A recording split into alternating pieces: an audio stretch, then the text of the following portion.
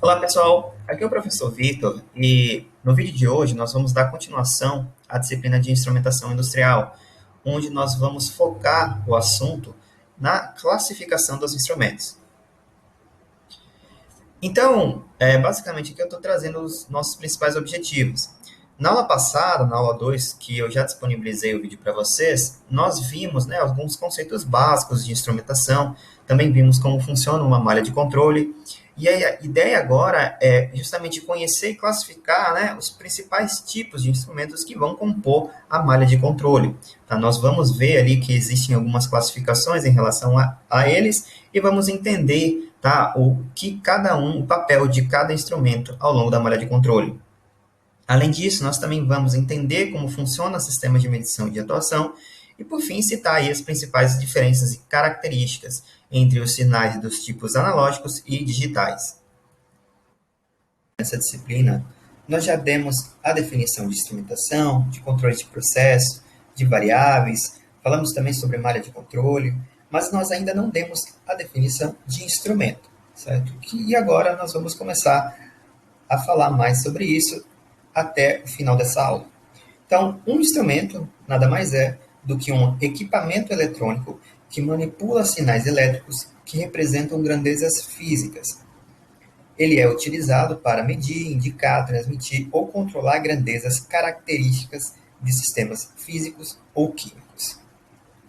No caso, a pessoa que vai trabalhar com instrumentação, né, o profissional, ele é chamado de instrumentista, né, caso alguém que está pagando essa disciplina resolva entrar mais nessa área.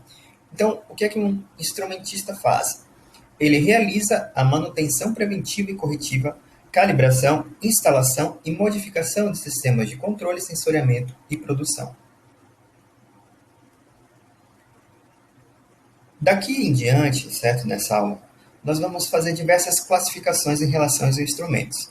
Vamos ver que eles podem ser classificados de diferentes vertentes, certo? E aqui vamos fazer uma primeira classificação. Então, os instrumentos, deixa eu só pegar a caneta aqui. Inicialmente, eles podem ser divididos por elementos que fazem a medição, como, por exemplo, termômetros, manômetros, medidores de nível, medidores de vazão, etc. A atuação, como válvulas manuais e automáticas, motores, cilindros, pneumáticos, etc. Ou mistos, ou seja, que vai fazer tanto a medição quanto a atuação. Nesse caso, nós temos termostatos, pressostatos, chaves de fim de curso e etc. Então, essa aqui é apenas uma primeira classificação. Então, baseado nesse gráfico que a gente acabou de ver, nós temos aqui em cima os elementos de medição, certo? Que eles também são chamados de elementos primários, como, por exemplo, sensor de temperatura, sensor de nível, chave de fim de curso, botoeira, e os elementos de atuação, certo? Que eles também são chamados de elementos finais. Elementos finais.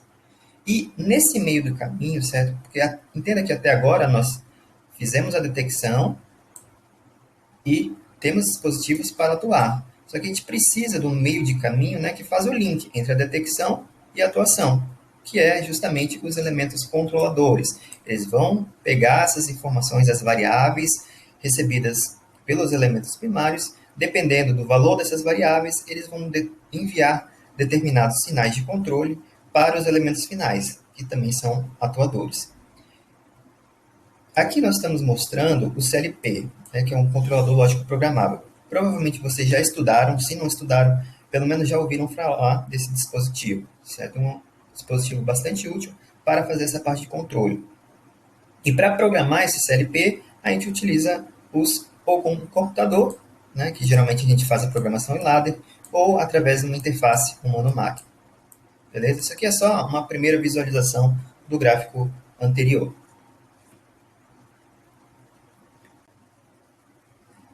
Nessa aula, nós vamos classificar os instrumentos em três vertentes, que no caso é quanto à sua função, quanto ao tipo de sinal produzido na saída e quanto à utilização de fontes de energia, certo?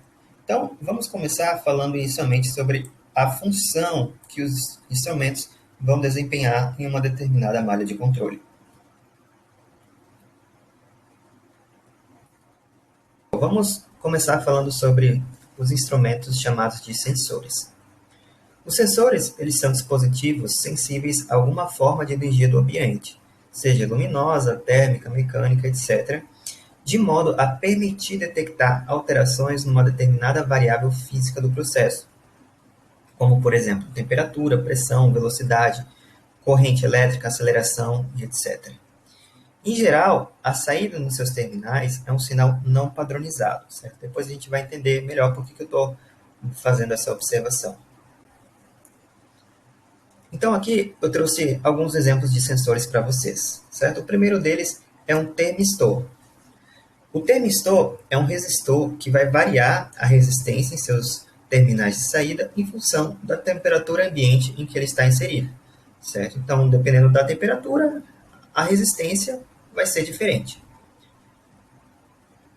Aqui nós temos um outro exemplo, né, um circuito integrado de um sensor de pressão. No caso, dependendo da pressão aplicada, se eu não me engano, agora eu não lembro exatamente, mas a tensão em seus terminais de saída vai variar, beleza? Então, dependendo da pressão, a tensão final em dois de seus terminais irá variar. E, finalmente, um terceiro e último exemplo de sensores é o LDR, que é o resistor dependente de luz, certo? Assim como o termistor, ele variava os seus terminais, a resistência dos seus terminais em função da temperatura, o LDR vai variar a resistência dos seus terminais em função da luminosidade onde ele está inserido, beleza? Então, esse aqui é um resistor dependente de luz e esse aqui é um resistor dependente da temperatura. E todos esses aqui são diferentes tipos de sensores. Um segundo tipo de instrumento são os transdutores. No caso, eles são definidos como dispositivos capazes de converter uma grandeza de uma forma em outra, certo? E isso vai proporcionar um sinal correspondente em sua saída. Então, em geral, ele pode ser considerado uma interface entre a forma de energia do ambiente e o circuito de controle. Certo? Aqui eu decidi colocar 4 exemplos, beleza? Esse primeiro aqui, um alto-falante, o que ele faz? Ele transforma uma grandeza em outra, um sinal elétrico, geralmente analógico, em som. Já o microfone, ele faz o processo inverso disso aqui. Então, ele é um transdutor, que ele tem como uma grandeza de entrada o som, e ele tem como uma grandeza de saída um sinal elétrico, beleza? Outros 2 exemplos são a lâmpada fluorescente, nesse caso, onde ela vai variar, ela vai transformar a energia elétrica em luz, e o processo contrário são células fotovoltaicas, que são transdutores que elas vão absorver a luz e transformar em energia elétrica. Beleza? Então, em geral, a gente pode definir transdutores que eles sempre vão transformar uma forma de energia em outra. Em geral, na literatura, existe uma certa confusão entre os termos sensores e transdutores, certo? Que muitas pessoas acabam utilizando eles como se fosse a mesma coisa, mas existem algumas diferenças entre eles, certo? Um transdutor é um dispositivo mais completo. Ele pode utilizar um sensor para obter dados e os converte em uma informação mais completa, legível e interpretável, certo? Então, a gente pode definir como se fosse um sensor, ele consegue detectar, mas a gente não consegue ainda interpretar direito o que ele detectou. Enquanto isso, o transdutor ele já faz um processo mais completo. Ele consegue detectar e, além disso, ele tem outros circuitos integrados nele, circuitos eletrônicos, que a gente já consegue interpretar qual é esse sinal de saída.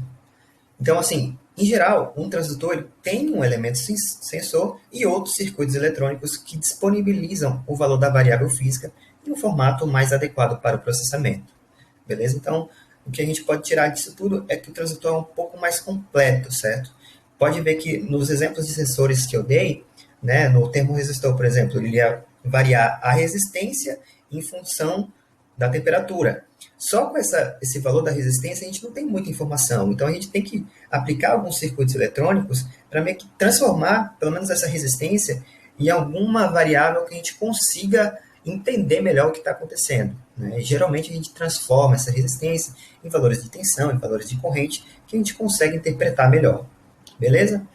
Os transmissores, eles são dispositivos que vão preparar o sinal de saída de um determinado sensor ou transdutor para que esse sinal possa ser utilizado por algum outro dispositivo que esteja distante da onde está sendo medida essa variável.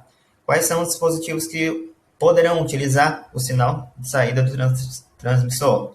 Um indicador, registrador, controlador, tá? E todos eles nós vamos ver aqui ainda na sequência da aula. Então, imagine que você tem um determinado processo industrial, tá, com diversos pequenos processos, onde a gente vai precisar medir e controlar diversas variáveis controladas, tá? Diversas variáveis de processo. A ideia do transmissor é que a gente consiga, através de um sensor, medir quais são esses valores, mas esses valores, tá, oriundos do sensor, eles são sinais elétricos ainda não padronizados. Então, o transmissor, ele vai pegar esse sinal oriundo do sensor, vai padronizar em uma determinada faixa e vai conseguir transmitir a lugares distantes, tá? Porque imagine, nesse próprio caso, onde nós temos diversos processos, não tem como a gente ter um controlador para cada uma delas. Então, a ideia é que a gente tenha uma sala de controle centralizada e é nela que a gente vai conseguir realizar todo o controle. Então, é necessário que todas as variáveis de processo elas sejam transmitidas a uma distância consideravelmente grande, tá? E é justamente isso que o transmissor vai fazer, tá? Ele vai fazer essa padronização dos valores dos sinais em uma faixa de valores bem definidas, tá? Muitas das vezes, esses sinais, inclusive, eles são padronizados numa faixa de 4 a 20 miliamperes. Então, aqui, só para ilustrar esse exemplo aí de um sensor e um transmissor, nós temos aqui o caso do PT100. Tá? O PT100 é um sensor de temperatura, tá? Ou seja, ele está sendo mostrado aqui à esquerda do vídeo, e ele vai variar a resistência de saída em função da temperatura ambiente. Tá? Então, novamente, aqui está de acordo com a definição que nós demos em relação ao sensor. Tá? E aqui nós vamos ter uma resistência de saída. Nesse caso, o que a gente vai fazer com a resistência? Né? A gente não pode fazer muitas informações. Então, a ideia do transmissor é que ele vai receber esse sinal aqui, tá? Oriundo do PT100. Ou seja, ele vai receber uma resistência, ele vai saber e ele vai modificar, ele vai converter esse valor de resistência em um valor padronizado de corrente, que vai ter os valores de 4 a 20 miliamperes. Aqui eu estou mostrando para vocês um outro exemplo, tá? De um transmissor de temperatura, né? Não sei se dá para ver aqui direito, mas está até falando do sinal PT100, a tensão de alimentação é 24 volts, o range ele funciona, ele vai conseguir padronizar valores de 0 até 100 graus Celsius, e a saída é padronizada de 4 a 20 miliamperes. Tá? Então, como entrada, 3 desses pinos aqui vai ser alimentado por 3 pinos aqui do PT100. Ele vai receber essa resistência, internamente ele vai fazer uns cálculos e vai fornecer na saída uma corrente, tá? Que vai variar de 4 a 20 miliamperes. 4 miliamperes vai representar o valor de 0 graus Celsius. 20 miliamperes vai representar o valor de 100 graus Celsius. Tá? Então, através disso, através apenas da análise da corrente, a gente vai conseguir transmitir esse sinal para locais que estejam mais distantes da onde o processo está ocorrendo. Aqui eu coloquei esse vídeo porque eu achei bastante interessante, tá? Que o cara está justamente utilizando aqui esses dois dispositivos aqui, mostrando como fica a conexão, né? Exemplos da saída desse transmissor, o que representa a temperatura. É bem interessante também, caso vocês tenham mais curiosidade em saber como funciona um transmissor conectado com um sensor PT100.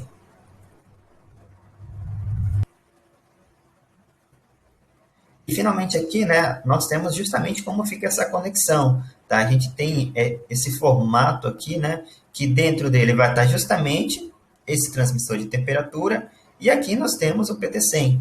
Tá? Então aqui nós temos inclusive um transmissor e um sensor. Tá? Temos o sensor, tá? Através aqui dessa haste aqui, ela vai conseguir, esse sensor, ele vai transformar a temperatura em um sinal de resistência. Internamente aqui, o transmissor ele vai pegar essa resistência e vai transformar em um sinal de corrente e vai mandar aí para frente, né, para algum local que vai utilizar essa informação para controlar o processo industrial. Esse equipamento aqui é o RTD PT100, tá? Que é um sensor e um transmissor em um dispositivo só. Tá? Muitas vezes a gente tem essa característica de um elemento primário de sensoriamento juntamente integrado com o transmissor. Inclusive, existem diversos tutoriais na internet de como faz para utilizar esse dispositivo, até mesmo com o microcontrolador, o Arduino.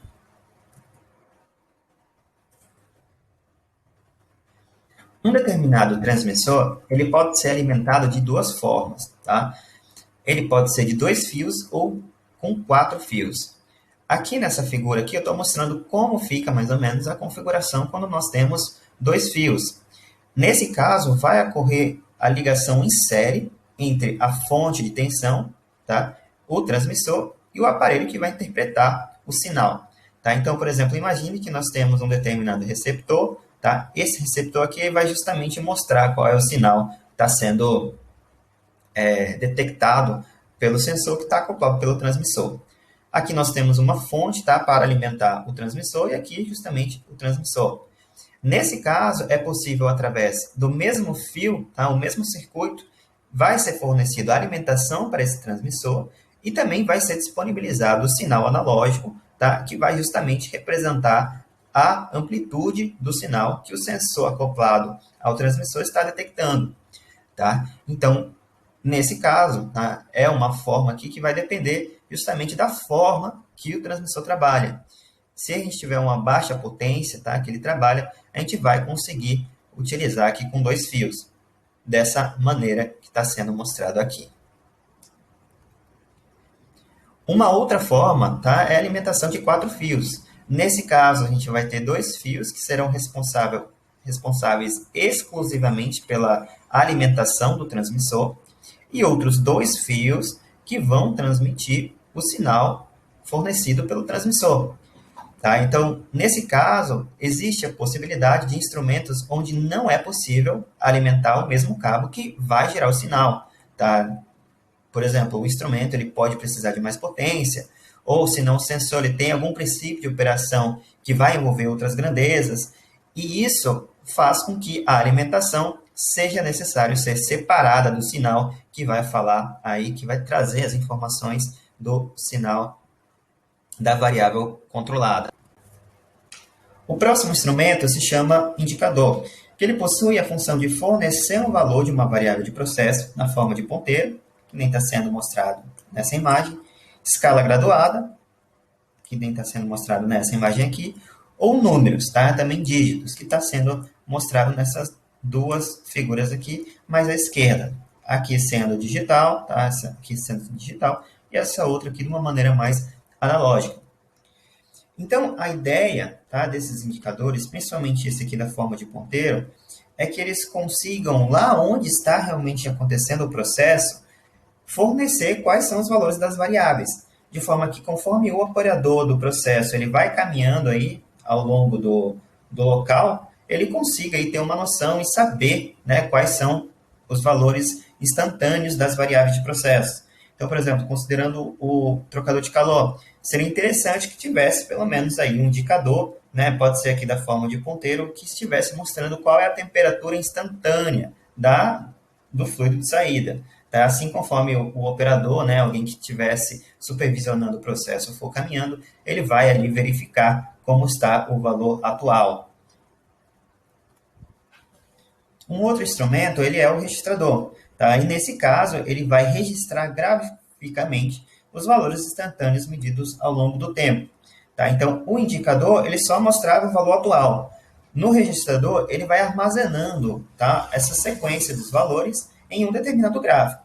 Tá? Então, por exemplo, aqui, ó, esse primeiro instrumento aqui, a gente até, inclusive, consegue ver aqui que essa linha aqui vermelha, né, que está sendo mostrado, está mostrando alguma variável ao longo do tempo. Então, ele começou a variar aqui e conforme o tempo vai passando, ele vai registrando aí os valores de magnitude da variável. Tá? Então, o registrador ele é como se ele guardasse, né, essa informação aí ao longo de um período de tempo de uma variável de processo.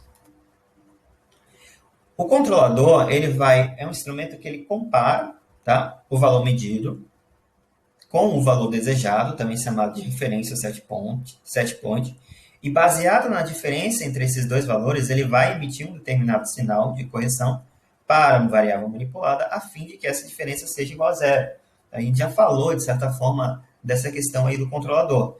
Tá? E ele possui esse objetivo, né, de ele vai analisar qual é o valor que a gente da variável controlada, que é o que a gente deseja controlar. Ele vai avaliar outros parâmetros do sistema e, com base neles, né, a gente vai programar ele de forma que, dependendo desses valores, ele vai emitir um determinado sinal de correção para deixar o valor da variável em uma determinada referência, determinado set point.